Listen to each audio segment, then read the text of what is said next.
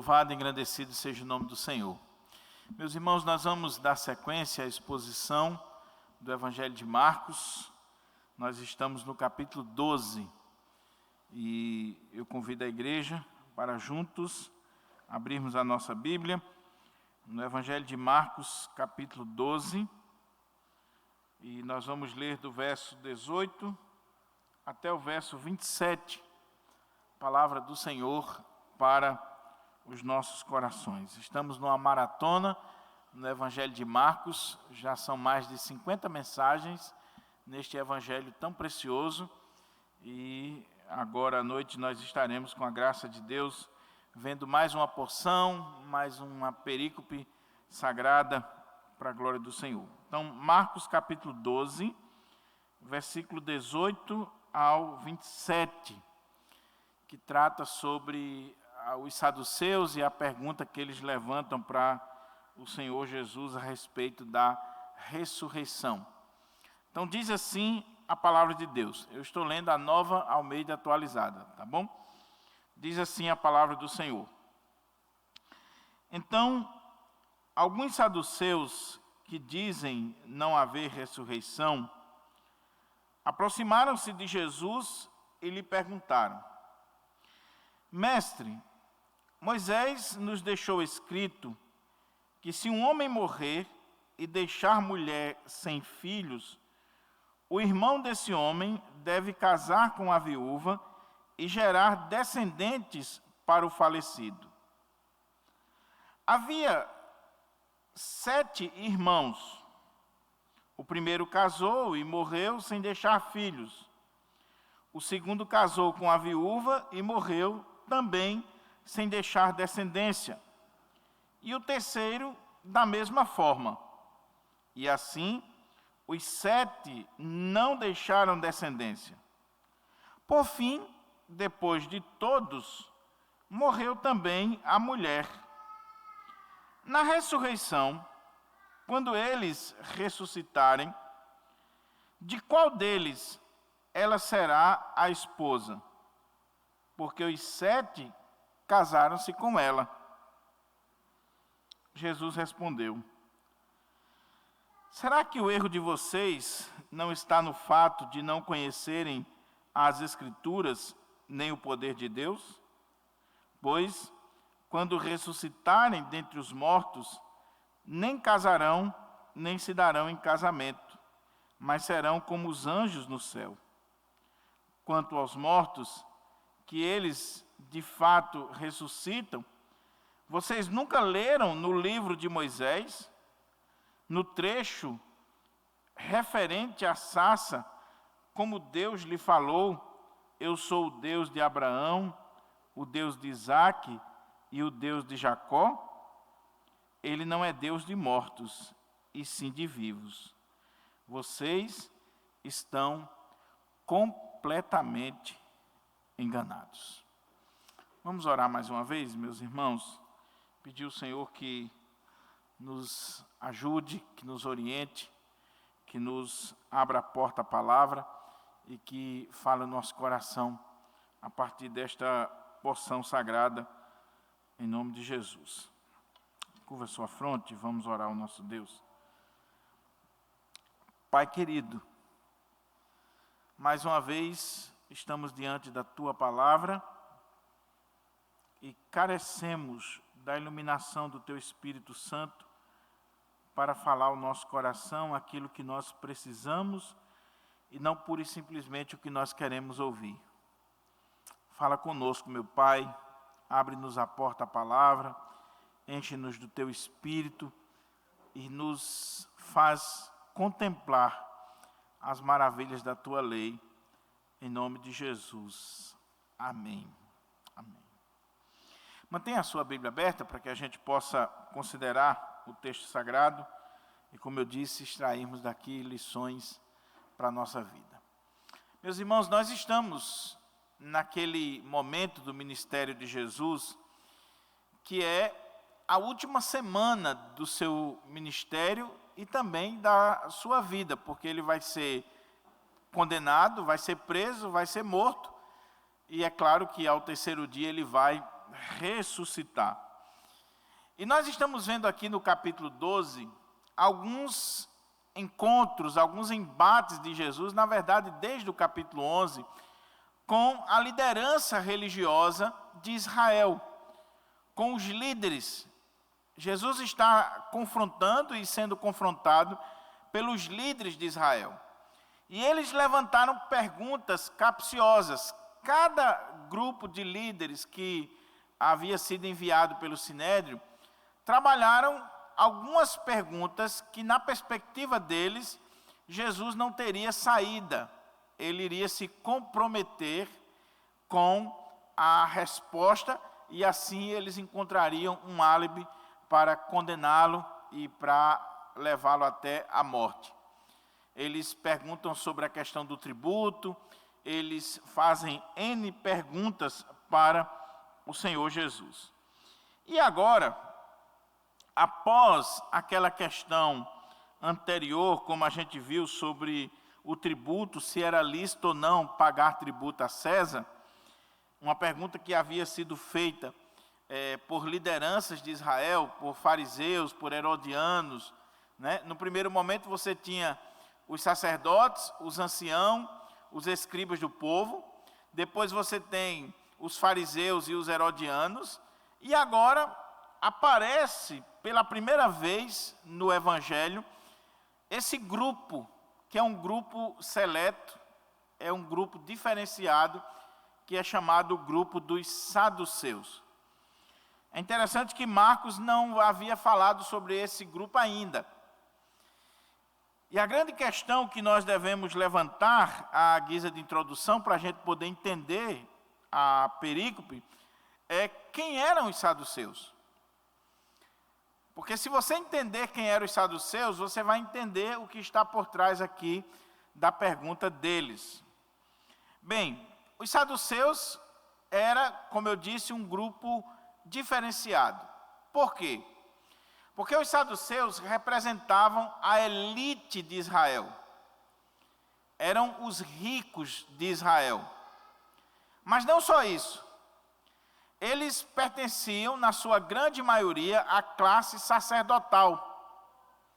Então, boa parte dos sacerdotes, inclusive o sumo sacerdote, vinha desse grupo, estava ligado a esse grupo dos saduceus.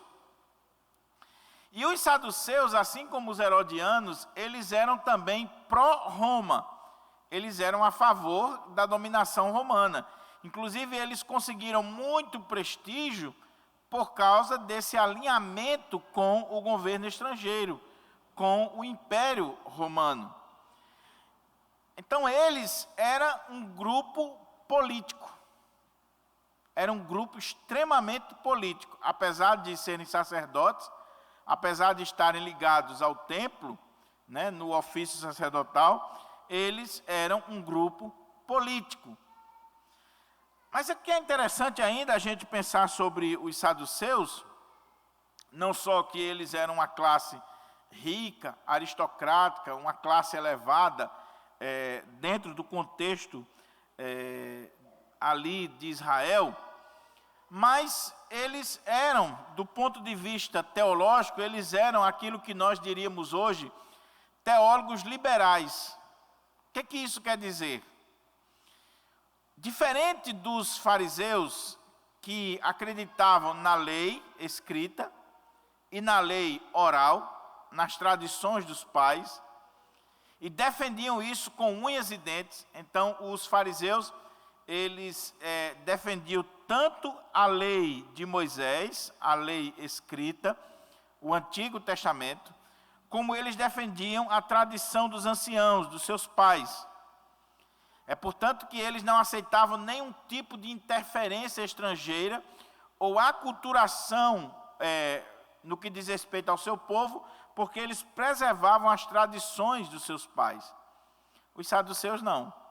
Os saduceus, eles primeiro não acreditavam em todo o Antigo Testamento, eles só defendiam o Pentateuco, em especial o livro de Deuteronômio, e é muito importante você saber disso, porque a resposta de Jesus vai exatamente no livro que eles defendiam.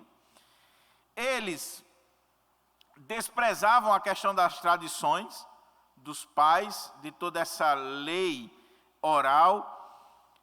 Isso porque eles eram pró-Roma e eles negociavam os valores do seu povo. O importante para eles era a posição política, econômica, social que eles desempenhavam. Então, para serem sacerdotes, ou até para assumir funções sacerdotais mais elevadas e terem o domínio do povo, eles se vendiam completamente, eles vendiam a consciência.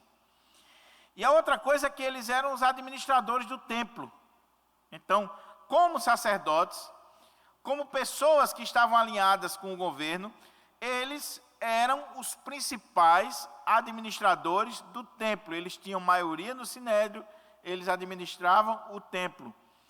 E lembre-se que todo o contexto que nós estamos vendo aqui no capítulo 11 e capítulo 12 é um contexto que está relacionado ao templo. Porque foi no templo que Jesus entrou e ficou observando, foi no templo que Jesus fez tudo aquilo ali, purificando aquele ambiente, derrubando as mesas dos cambistas, expulsando aquela turma que estava fazendo do templo casa de comércio. É no templo que Jesus está ensinando, pregando, e eles estão incomodados. Por quê? Porque Jesus está no ambiente deles, destruindo tudo aquilo que eles estavam fazendo. Então, como administradores do templo, como sacerdotes daquele templo, como pessoas que viviam lucrando com a hipocrisia, com a falsa religião, com tudo aquilo que estava por trás daquela religiosidade deles, eles agora se veem na obrigação de enfrentar Jesus. E eles estão fazendo através dos fariseus, dos herodianos, eles vão fazer de N maneiras. E agora é uma caravana específica, direta dos saduceus para o Senhor Jesus. Mas não só isso, eles eram teólogos liberais, por não acreditarem em toda a palavra de Deus, não defenderem tradições, mas eles não acreditavam, por exemplo, em anjos, eles não acreditavam no juízo final, eles não acreditavam na ressurreição, eles não acreditavam em nada que tivesse esse cunho sobrenatural.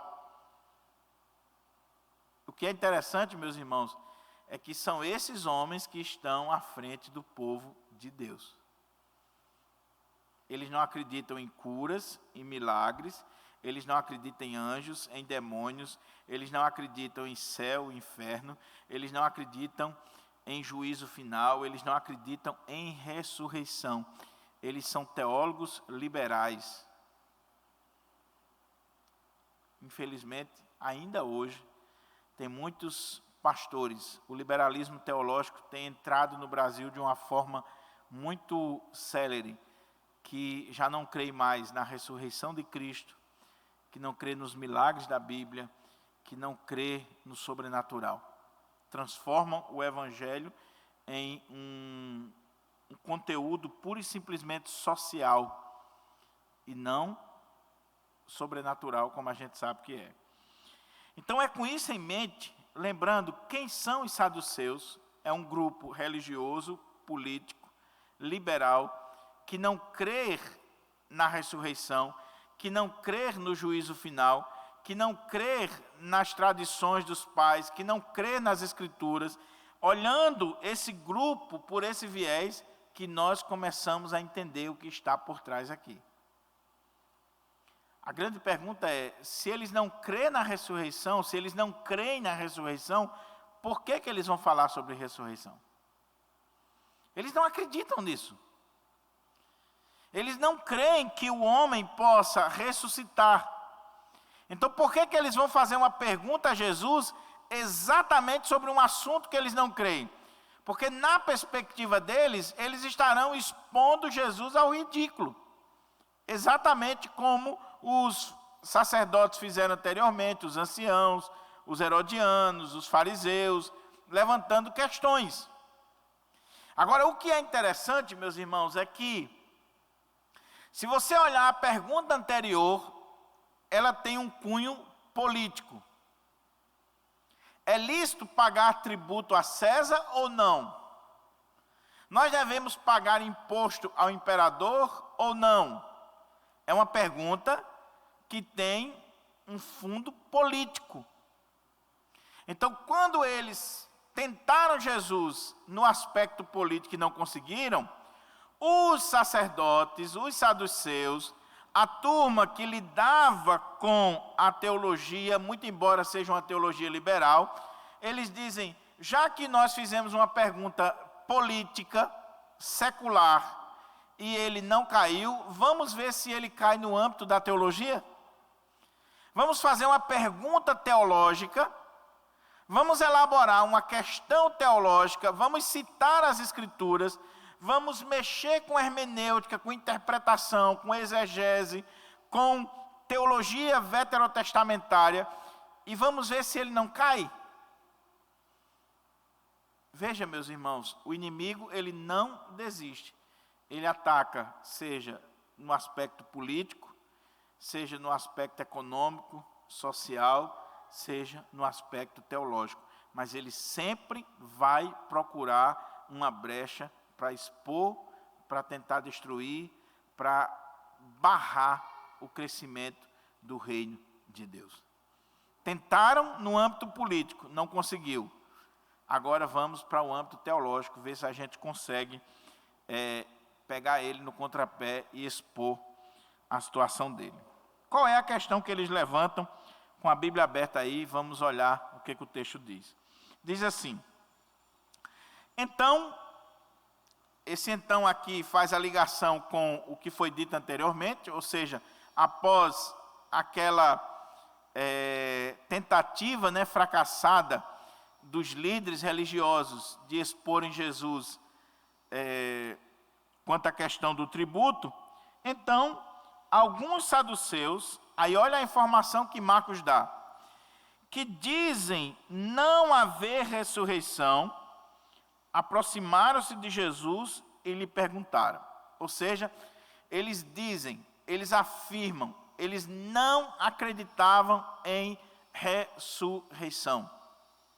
Eles não acreditavam em anjos, eles não acreditavam em demônios, eles não acreditavam em juízo final. Os fariseus acreditavam. É interessante, meus irmãos, só voltando aqui, abrindo um parênteses. A gente tem uma dificuldade muito grande com os fariseus, né? Inclusive, se você quer machucar alguém, você chama a pessoa de fariseu. Mas os fariseus estavam muito mais próximos de Jesus do que esse grupo aqui. Porque os fariseus acreditavam na lei, os fariseus acreditavam em anjos, os fariseus acreditavam em demônios, acreditavam no juízo final, eles eram zelosos. O único problema dos fariseus, e que é um problema sério e que precisa ser enfrentado, é que os fariseus, eles, apesar de serem zelosos com a lei, de estarem preocupados com os detalhes da lei, eles não viviam. Eles eram hipócritas.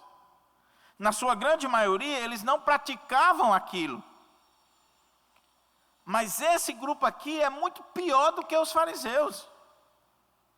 Porque eles não acreditavam na ressurreição. Eles não acreditavam em uma doutrina básica na vida do povo de Deus, que é a ressurreição.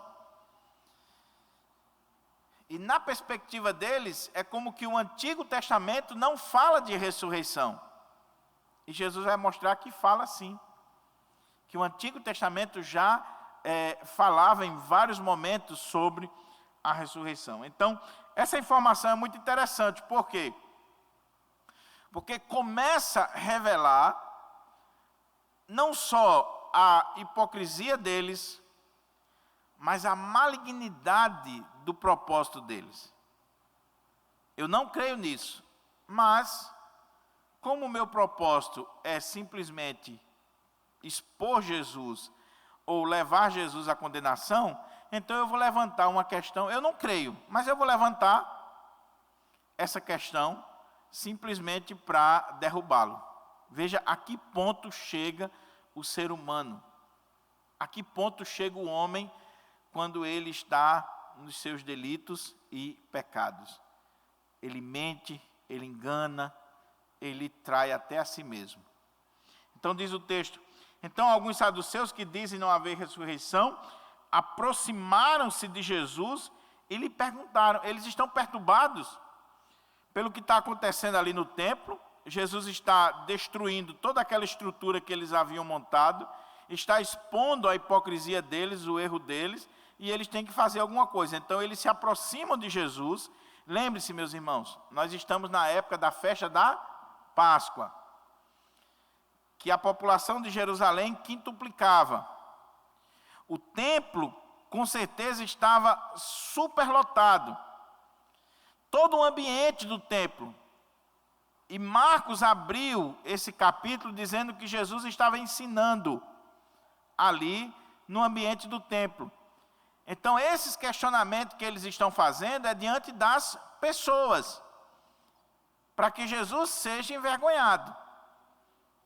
Mas louvado seja Deus, porque o Senhor, Ele, como é o Deus encarnado, o Deus verdadeiro, Ele conhece o homem no mais íntimo do seu ser. Ele conhece o profundo e o escondido.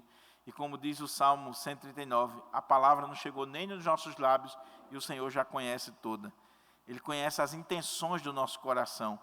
E por isso que ele não foi desonrado publicamente. Então eles chegam e diz o texto que eles dizem assim: mestre, sempre com educação, sempre com jeito, né?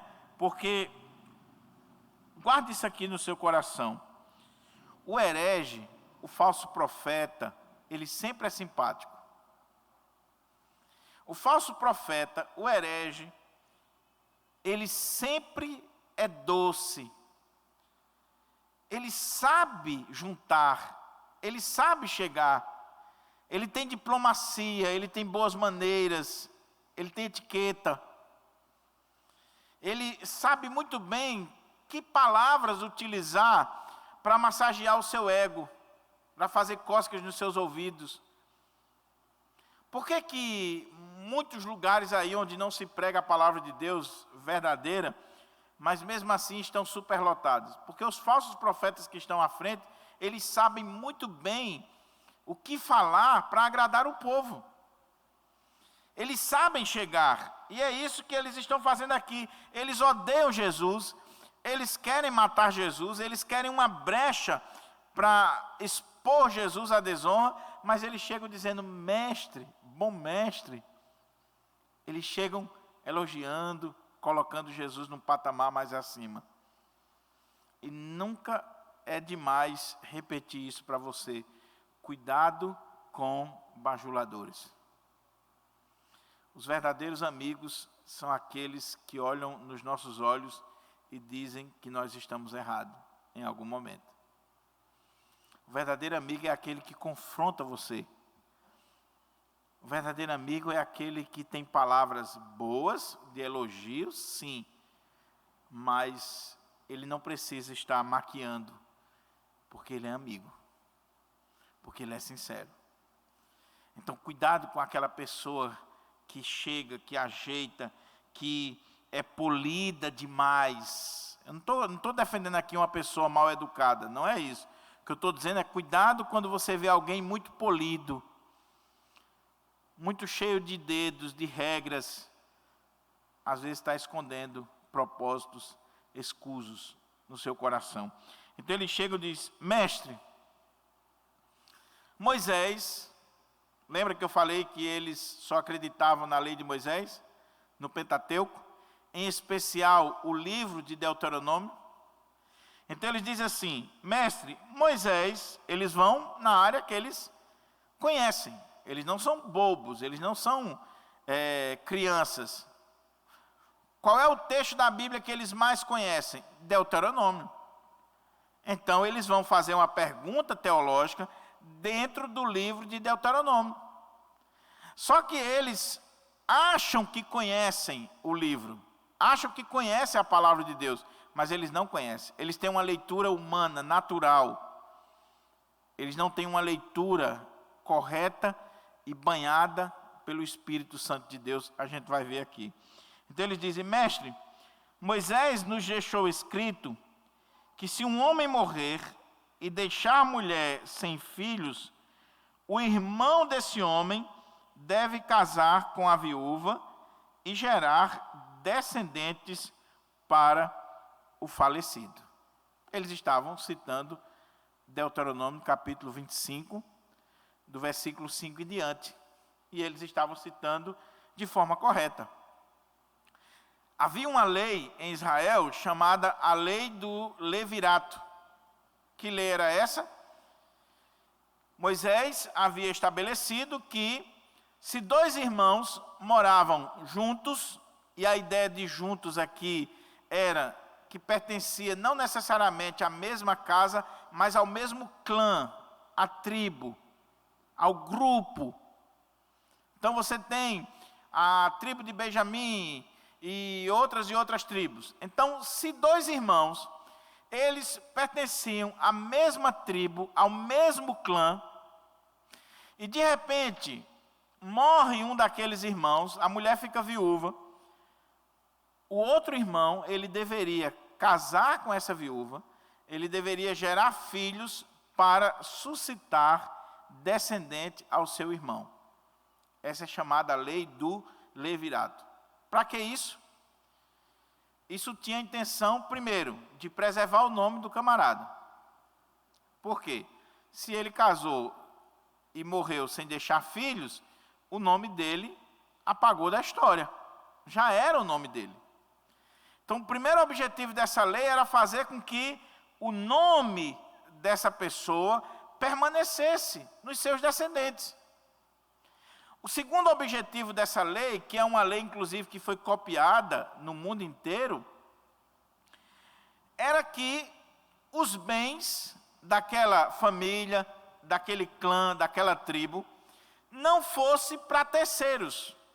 Porque imagina aí, você pertence à tribo de Benjamim, mas de repente você, por causa de uma viuvez, a mulher casou com um camarada da tribo de Levi e outra tribo. O que vai acontecer com esses bens aqui que pertenciam ao clã de Benjamim ou à tribo de Benjamim? Esses bens aqui vão, com certeza, ser levados para outra tribo. E isso poderia causar brigas, divisões e tudo no mundo. Você sabe muito bem o que é briga por bens materiais quando acontece a morte de alguém. Eu estou acostumado como pastor ver velório, onde está todo mundo chorando e tal, mas daqui a 5 minutos já estão falando nos bens, na partilha dos bens. E já estão perguntando se o pastor conhece um advogado bom, que é para ver o que pode fazer, e as lágrimas já estão acabando. E a confusão começando. Então, essa lei do levirato era para proteger e também para perpetuar o nome do falecido. Até aqui tudo bem. É a lei, é uma lei estabelecida por Deus para o seu povo, muito bem estabelecida, muito sábia, e que era muito importante para o povo de Israel. Só que os saduceus, o que eles pensam? O que eles analisam? Espera aí, vamos pegar essa lei aqui e nós vamos levantar uma questão teológica para Jesus. Nós vamos dizer o seguinte, que uma mulher casou com 7 homens, 7 irmãos. Não parece um absurdo o que ele está dizendo aqui? Com certeza isso não aconteceu literalmente, é uma criação daqueles homens. Porque morreu um, aí o outro não querer casar com a viúva, ou casar, mas não suscitar descendência, dá para a gente entender. Agora, 7 é a viúva negra, né? Ou, não sei se foi aqui que Bezerra da Silva baseou aquela música dele, que é uma música muito antiga, né? Onde ele dizia, cuidado com essa mulher que quer se casar outra vez. Ela é viúva de 6 e com você vai ser a 7ª vez. Aí ele diz, ela é viúva do dono da funerária, que o seu próprio caixão ele fez. E o 7º já está embarcado, somente esperando chegar o freguês. Já pensou? Então não sei se ele baseou aqui, mas é um absurdo o que eles estão levantando. Mas o propósito é simplesmente expor a doutrina da ressurreição, o ensino de Jesus ao ridículo. Sabe quando alguém quer ridicularizar você? Então, essa é a questão deles. Mestre, Moisés nos deixou escrito que se um homem morrer e deixar mulher sem filhos, o irmão desse homem deve casar com a viúva e gerar descendentes para o falecido. Havia 7 irmãos. O primeiro casou e morreu sem deixar filhos. O segundo casou com a viúva e morreu também sem deixar descendência. O terceiro, da mesma forma. E assim, os 7 não deixaram descendência. Por fim, depois de todos, morreu também a mulher. Na ressurreição, mas vocês não creem na ressurreição? Mas são hipócritas. Na ressurreição, quando eles ressuscitarem, de qual deles ela será a esposa? Porque os 7 casaram-se com ela. Deu para entender aqui a sagacidade? Eles pensaram muito nesse caso. Eles analisaram muito o livro de Deuteronômio, que era o livro que eles conheciam muito bem, e eles disseram, ok, a pergunta política, ele não caiu. Ele saiu muito bem, dai a César o que é de César e a Deus o que é de Deus. Ele nem se comprometeu com os fariseus, nem com os herodianos, nem tampouco com o Império Romano. Agora, eu quero ver ele sair da pergunta teológica. Você crê realmente na ressurreição? Creio. Então, deixa eu levar o argumento às últimas consequências. Havia uma mulher que casou-se com um homem, e esse homem, ele não suscitou descendência, e ela morreu, ela casou com o irmão dele também não gerou filhos, ela casou com o terceiro, e assim os 7º, e por último foi ela. Na ressurreição, ela vai ser esposa de quem? Veja, meus irmãos, 2 coisas interessantes aqui. Como eu disse, primeiro, a falta de sinceridade, a hipocrisia, a argumentação frívola. Existe um livro de um filósofo chamado Schopenhauer, que ele ensina como você ganhar um debate mesmo sem ter razão. Mesmo sem você ter razão. Ele ensina estratégias. E dentre as estratégias é você procurar ridicularizar o inimigo. A pessoa que está debatendo com você.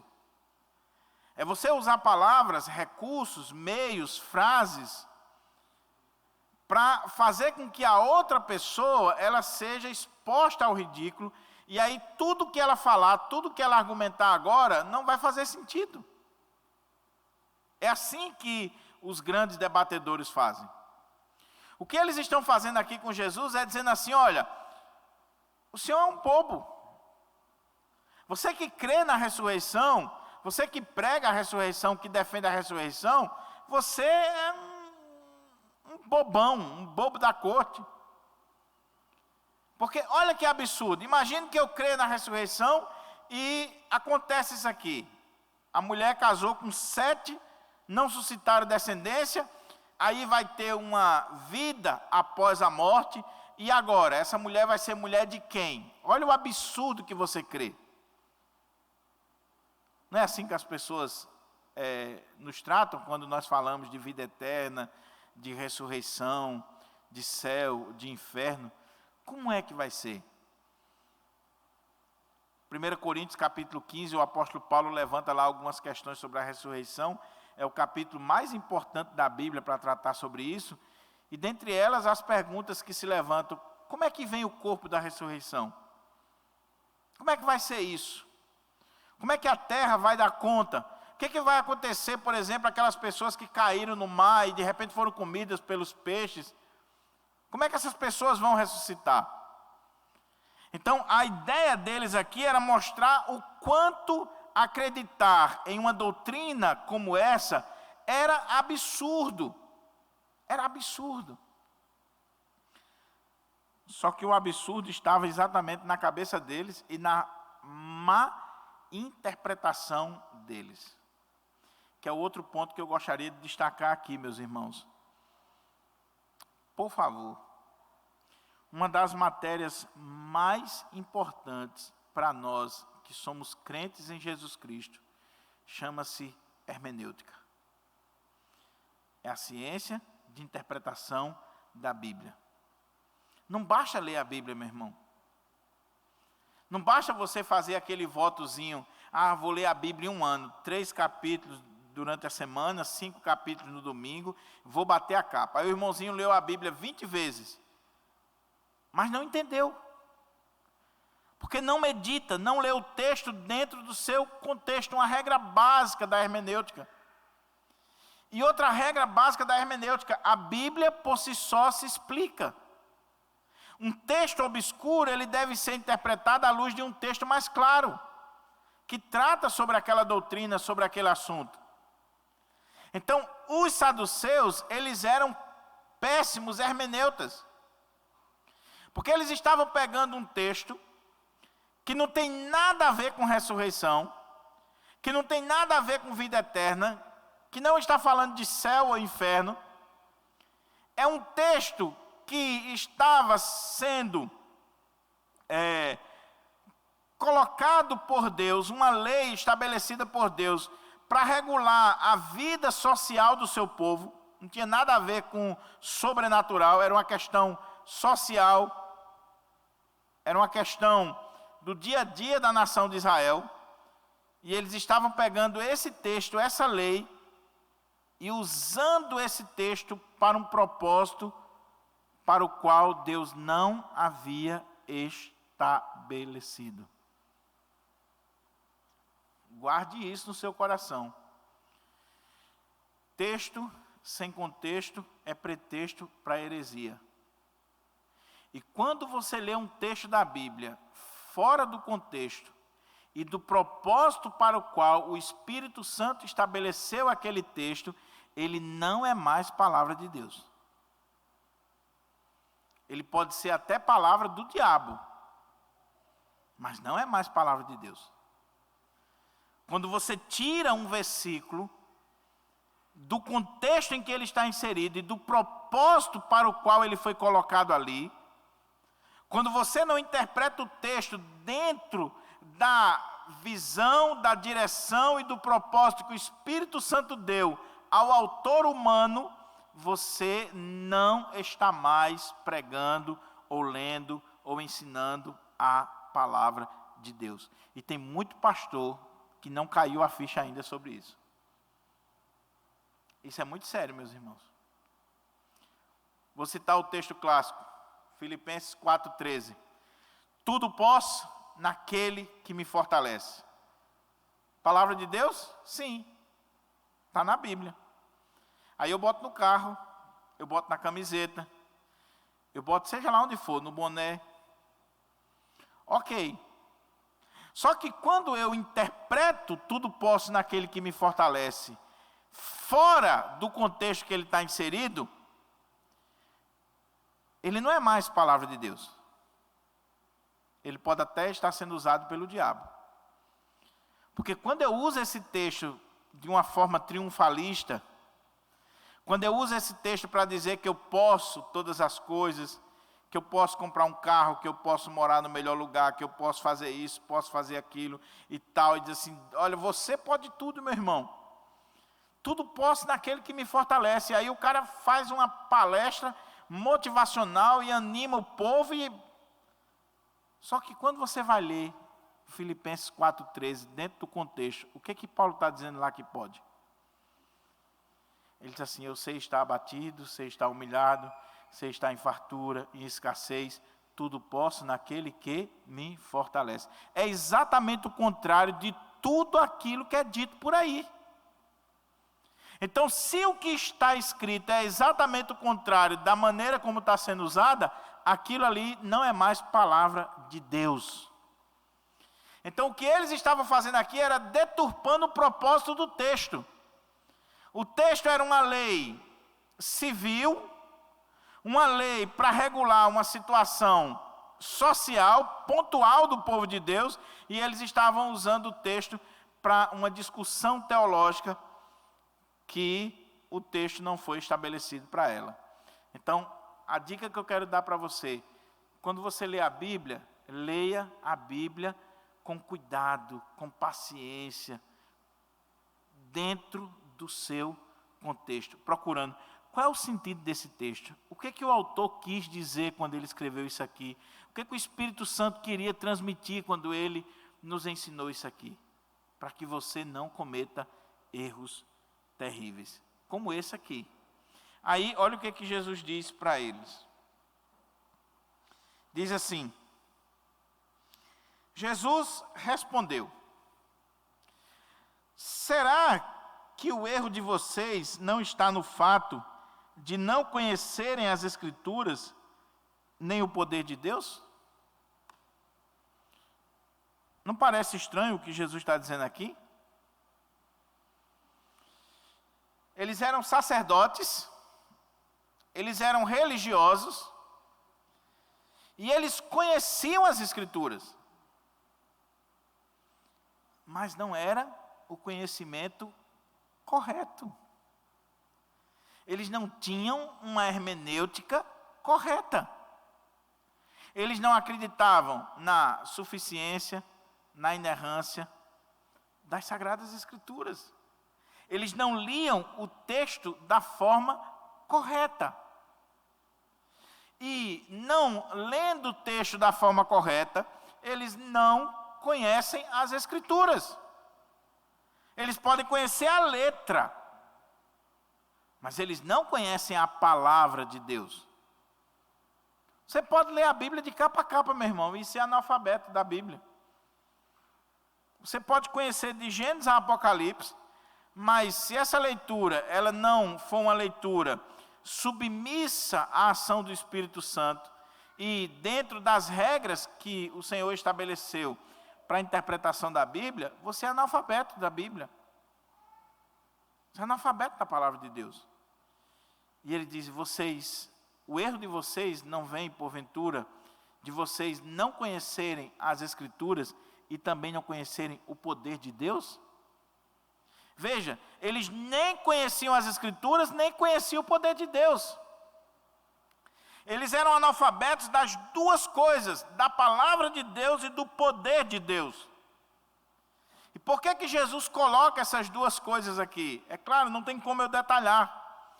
Mas porque se você olhar para as Escrituras, como por exemplo, Daniel 12, o final do capítulo, se você olhar os Salmos, quando diz que o Senhor não iria permitir que o justo visse corrupção.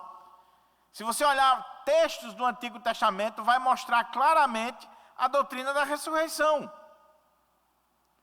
E eles não conheciam as Escrituras que falavam isso, mas também não conheciam o poder de Deus, porque quando você conhece o poder de Deus, quando você tem noção do poder de Deus, ressurreição é fichinha para você acreditar, meu irmão. Se eu creio que Deus criou todas as coisas do nada com a palavra do seu poder, Ele trouxe à existência todas as coisas, será que Deus não tem condições de ressuscitar um morto? Será que Deus não tem condições de fazer com que o mar dê conta daquele corpo lá, que se perdeu lá no mar? Será que Deus não tem condições de trazer à existência aquele pó de novo e transformar num corpo, se Ele fez o homem? Então o que Jesus está dizendo é: o erro de vocês é porque vocês nem creem na Bíblia, nem conhecem a Bíblia, nem tampouco conhecem o poder de Deus. O erro dos liberais, meus irmãos, dos teólogos liberais, não é intelectual, é espiritual e moral. É o fato de não conhecer a Bíblia como palavra de Deus e não conhecer o poder de Deus na vida deles. Porque como eu disse, e eu estou citando aqui o Dr. Luiz Saião, ele diz assim: se eu creio em Gênesis 1, verso 1 e 2, eu acredito em tudo mais da Bíblia, meu irmão. Não tem como eu dizer que Deus criou todas as coisas a partir do nada e eu chegar lá no Novo Testamento e dizer, não, eu não acredito no nascimento virginal. Por que não? O Deus que trouxe à existência esse universo, Ele não pode fazer um bebê nascer no ventre de Maria? Então, se eu não creio nisso aqui, eu estou dizendo que eu não creio nisso aqui. Não creio no poder de Deus. Então, Jesus diz, olha, o problema de vocês está em não acreditar nas Escrituras, em não conhecer as Escrituras, em não lidar corretamente com as Escrituras e também não ter experiência com o poder de Deus. Meus queridos irmãos e irmãs, guarde isso no seu coração. Nós precisamos dessas duas coisas. Nós precisamos de conhecimento das Escrituras Sagradas, lidar de forma correta com a Escritura Sagrada, crendo que a Bíblia é infalível, é inerrante, é suficiente, é a palavra de Deus, é a nossa única regra de fé e prática. Nós não abrimos mão disso, nós não negociamos isso. E a segunda coisa, nós cremos no poder de Deus. Nós não duvidamos, não negociamos o poder de Deus. Nós cremos que o Deus que agiu no passado, age hoje, agirá amanhã, agirá sempre, porque Ele é o Senhor Todo-Poderoso. Ele dá vida, Ele tira a vida, Ele traz a existência, Ele faz o que Ele quer. Então, esse é o problema ainda hoje das pessoas. Não acreditar na Escritura, não conhecer as Escrituras e também o poder de Deus. Aí Jesus diz para eles, confirmando aqui, que eles não acreditavam na Bíblia e não tinham experiência com o poder de Deus. Ele diz assim, Jesus respondeu, será que o erro de vocês não está no fato de não conhecer as Escrituras nem o poder de Deus? Pois, quando ressuscitarem dentre os mortos, nem casarão, nem se darão em casamento, mas serão como os anjos do céu. Quanto aos mortos, que eles de fato ressuscitam, vocês nunca leram no livro de Moisés, no trecho referente à sarça, como Deus lhe falou, eu sou o Deus de Abraão, o Deus de Isaque e o Deus de Jacó? Olha que coisa interessante, meus irmãos. Porque Jesus vai citar para eles o quê? A Bíblia. Ele vai argumentar com eles com a Bíblia. Vocês não creem nas Escrituras, vocês não têm conhecimento das Escrituras, pois eu vou citar para vocês as Escrituras, a palavra de Deus para vocês. E eu vou mostrar para vocês o seguinte: na ressurreição, nem se casam, nem se dão em casamento, pois serão igual os anjos. Os anjos no céu, eles se casam, eles se dão em casamento? Não. Assim vai ser na ressurreição. O que Jesus está querendo deixar claro para nós é o seguinte: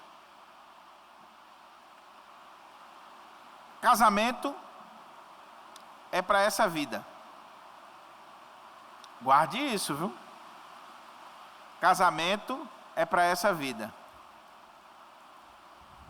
Na nossa vida existe uma continuidade e uma descontinuidade. Ou seja, nós vamos ressuscitar.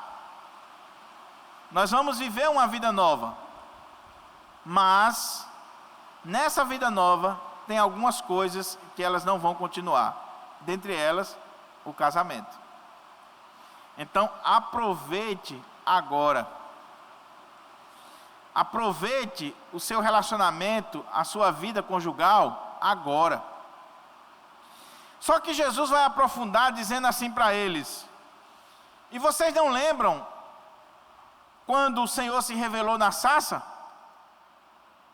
E quando Ele disse lá na sarça que Ele era o Deus de Abraão, de Isaque e de Jacó, Ele não disse assim, eu fui, eu serei. Ele disse que era. Abraão, Isaque e Jacó já tinham morrido há muito tempo. E Deus está dizendo: eu sou o Deus de Abraão, de Isaac e de Jacó. Aí Jesus disse: Deus não é Deus de mortos, e sim de vivos. Em outras palavras, o que Jesus está dizendo é: existe mortos para mim e você, meu irmão. Para Deus não.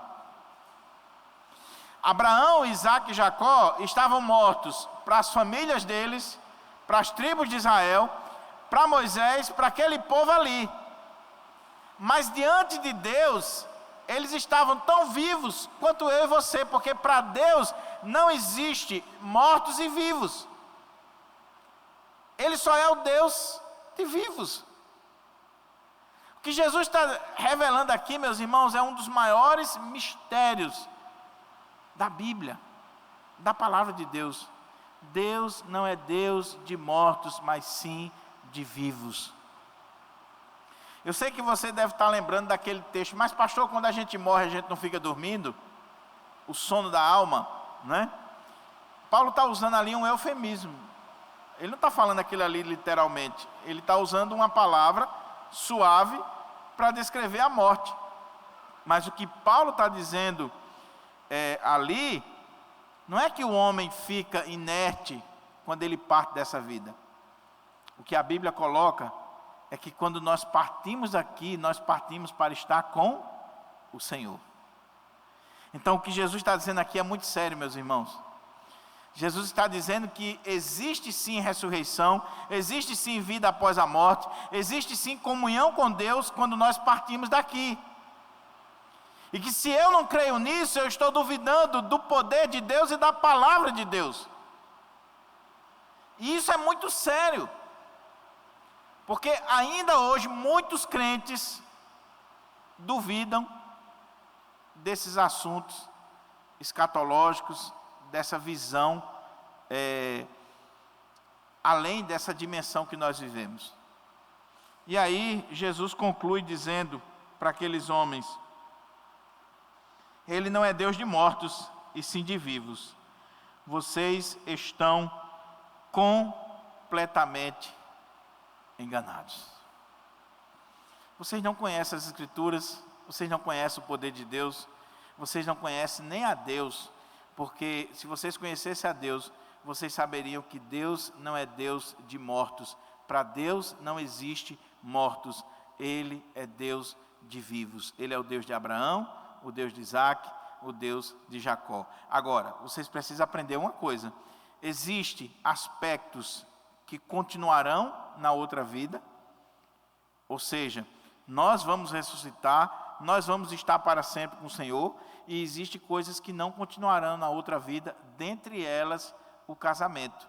Não se darão em casamento mais, lá serão semelhantes aos anjos. Então, casamento é para essa dimensão. Vocês estão completamente equivocados. Vocês estão laborando em erro. Vocês precisam voltar-se para as Escrituras e acreditar mais no poder de Deus. Oh, meus irmãos, como esse texto é atual para a sociedade pós-moderna, para a igreja do Senhor em nossos dias, para mim e você. Eu termino com algumas aplicações para a minha vida e para a sua vida. Primeira aplicação: cuidado com o liberalismo teológico. Eu sei que quando a gente fala isso, para muitas pessoas, parece que está falando de algo muito distante, ou que a pessoa nem sabe o que é. Pastor, o que é liberalismo teológico? Liberalismo teológico é uma linha de interpretação da Bíblia. Os teólogos liberais, eles não creem na suficiência, na inerrância, na infalibilidade da palavra de Deus. Então, teólogos como Rodolfo Bultmann e tantos outros diziam: os milagres que estão aqui, não, isso aqui se explica cientificamente. Sabe aqueles programas da TV a cabo, por exemplo, como no canal History e outros, os mistérios da Bíblia? Aí o cara tenta explicar os mistérios da Bíblia, a passagem do Mar Vermelho e outras coisas do ponto de vista científico. Todos aqueles programas são liberais.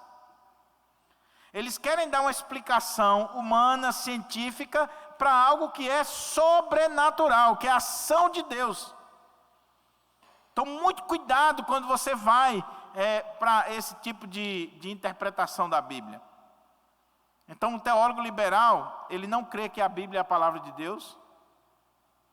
Um teólogo neo-ortodoxo, ele vai dizer, não, a Bíblia não é a palavra de Deus, ela contém a palavra de Deus. Mas a Bíblia é um livro que tem erros. E a Bíblia não tem erros. O erro está em mim. O erro está na minha falta de compreensão, na minha limitação de entender, mas a Bíblia não tem erro. A gente precisa reafirmar isso. Nós cremos que a Bíblia é a palavra de Deus. Ah, pastor, mas como é que eu coloco aqui a Bíblia e a ciência? Porque a Bíblia está dizendo uma coisa, a ciência está dizendo outra. Não pode haver contradição entre a Bíblia e a ciência, meu irmão, porque é o mesmo Deus. O Deus da Bíblia é o Deus da ciência. Se está havendo alguma contradição, tem um erro aqui em um dos lados, na interpretação de um dos lados. Por isso que cientistas cristãos dizem, a Bíblia corretamente interpretada e a ciência devidamente estabelecida não se contradizem. Não se contradizem, porque é palavra de Deus.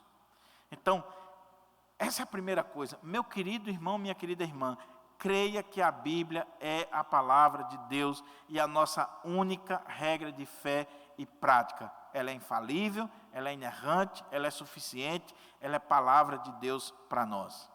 Agora, crendo nisso, leia a Bíblia. Estude a Bíblia, meu irmão.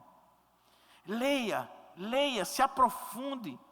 Dedique tempo às Escrituras para você não ser enganado, para você não ser iludido pelos falsos mestres, os falsos pregadores, as falsas religiões.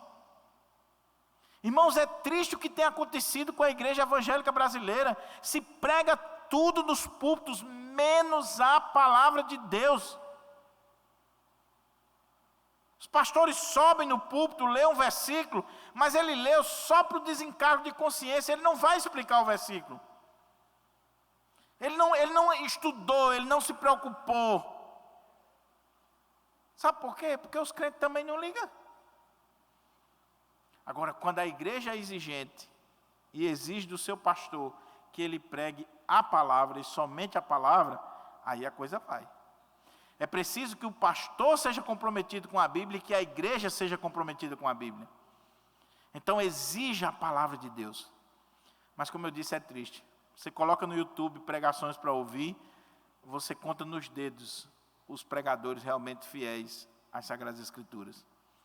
Você vai visitar algumas igrejas, diz, meu Deus do céu. Domingo passado, no culto da tarde, uma família veio aqui para a nossa igreja. E eles disseram uma coisa, que sinceramente, meus irmãos, eu não fico feliz com isso. Quero que você entenda o que eu quero dizer. Disse assim, pastor, nós viemos para cá porque a gente já rodou várias igrejas aqui em Natal e a gente não escutou uma pregação bíblica. E a gente veio para cá porque a gente conheceu a igreja no YouTube e começamos a ver que vocês aqui prezam pela palavra de Deus. Meus irmãos, eu queria que as outras igrejas também pregassem. Que os outros pastores também pregassem. Eu não fico feliz em ver membros de outras igrejas vindo para cá. Eu queria que os colegas despertassem. Como disse Steve Lawson, se for preciso, tire a banda, tira o teatro, tira o grupo de gesto, tira tudo, bota o púlpito no meio, uma Bíblia aberta e prega a palavra para o povo. Apaga as luzes coloridas. Tem tudo, meu irmão, menos a palavra. Eu já fui pregar em eventos de igreja que cantaram 2 horas e quando chegou na hora de me dar a palavra, o pastor disse assim, tem como o senhor pregar 10 ou 15 minutos no máximo, você sabe, está tarde, o povo tem que pegar ônibus, não sei o quê. Ainda tem a cara de pau de dizer assim, meus irmãos, nós vamos ouvir a parte mais importante do culto, que é a pregação da palavra de Deus. Mais importante, você deu 10 minutos, passou 2 horas cantando. Segunda aplicação que eu quero tirar desse texto para nós. Meu amado e querido irmão, aproveite o seu casamento. Aproveite o seu casamento. O casamento é para essa vida. É só aqui. Então, se você não tem o dom do celibato, meu irmão, aproveite, case, construa família, desfrute a vida de casado. Viva na plenitude o seu casamento, para a glória de Deus. Porque lembre-se o que o texto está dizendo. Na outra vida, na ressurreição, nem se casam, nem se dão em casamento. Então, se não casou aqui, lá não vai casar não, meu querido. Aproveite aqui. Agora, uma observação dentro dessa aplicação. Vamos abrir nossa cabeça, meus irmãos, porque às vezes o homem fica viúvo, a mulher fica viúva, e os irmãos ficam julgando porque ele casou de novo, ou ela casou de novo. E se criou um romance, uma ideia romântica na igreja, até nos velórios. Está lá, o camarada sendo velado, a viúva, aí ela diz assim, ô meu filho, vá para junto do pai, e a gente vai se ver de novo, e vamos viver eternamente. Sim, como casado, não. Aquele pacto, aquela aliança acabou no dia da morte. Então, se morreu e casou de novo, não está pecando. E eu sei por que eu estou dizendo isso aqui. Eu sei o quanto irmãos, até da nossa igreja, já foram julgados, porque ficaram viúvos e casaram. A gente precisa acabar com essa ideia. Então, louvado seja Deus por esse texto, pela palavra de Deus. Enquanto a pessoa estava viva, você foi fiel, você amou, você desfrutou o casamento. Mas a pessoa morreu e você quer casar de novo, não tem nenhum problema, meu irmão, não tem nenhum problema de consciência. Case de novo, construa a vida. Vira essa página. Você amou, você respeitou, você foi fiel. E construa a sua vida. Mas o que eu estou colocando aqui é, vamos viver o casamento na sua plenitude. Vamos valorizar o casamento, porque é bênção de Deus, é uma instituição divina. E a terceira e última aplicação que eu quero fazer, vamos acreditar mais no poder de Deus. A gente precisa acreditar mais, meus irmãos. Nós estamos vivendo no melhor dos tempos e no pior dos tempos. Em que sentido, pastor? No melhor dos tempos. Você sente uma dor de cabeça, o que você faz? Você pega o remédio, toma, se deita um pouquinho, a dor de cabeça foi embora. Não precisa nem orar. Só que não orar é um erro. Não despreze o remédio, mas não despreze a oração também. Não despreze a ciência, o médico. Mas não despreze o poder de Deus, a ação de Deus na sua vida. Meus irmãos, uma das coisas que mais me entristeceu nos últimos dias foi quando eu comecei a ver no Facebook irmãos tomando a vacina e dizendo assim, viva o SUS, viva a ciência. E eu dizendo assim, e cadê a glória a Deus? Fazendo politicagem com relação à vacina, mas e a glória de Deus? E o Senhor que deu sabedoria ao cientista para descobrir? E o Senhor que vai dar condições ao seu corpo para reagir àquela vacina? Que controla o seu sistema imunológico? É Deus quem controla. E é Deus quem dá a vida e tira a vida. Se Ele não quiser, você pode tomar 10.000 vacinas. Você pode ter o melhor plano de saúde, para a melhor UTI, vai. Chegou a hora, vai. Então que história é essa de viva o SUS, viva a ciência? Glória a Deus por ter usado os médicos, por ter usado o SUS, por ter feito com que essa vacina chegue até mim. Nem tanto mar, nem tanta terra. Não vamos ser aquele, não, também vacina, não, porque eu sou crente, sou servo de Deus, eu vou orar e estou protegido. Meu irmão, Deus está mandando a vacina para você, seu burro. Papai do céu está mandando a vacina para você tomar. Então ore, agradeça a Deus, toma a vacina. Agora, creia no poder de Deus. Porque se nós estamos vivos, meus irmãos, é por pura graça e misericórdia do Senhor. É o poder de Deus agindo na nossa vida. Quantos vírus, quantas bactérias, quantas coisas no nosso dia a dia que estão aí diante de nós e que a gente não tem nem noção. E você só está vivo por pura graça e misericórdia de Deus. Há poucos dias, estava eu, da Silva, a esposa da Silva e minha esposa, a gente estava lanchando. Aí, terminamos de lanchar, ficou conversando um pouquinho, alguma coisa ali que a gente segurou mais 5 minutos. Quando eu cheguei em casa, o meu vizinho viu que a gente tinha chegado e ligou para mim, disse assim: pastor, está tudo bem? Eu disse: tá, porque faz 5 minutos que tentaram me assaltar aqui na porta da sua casa.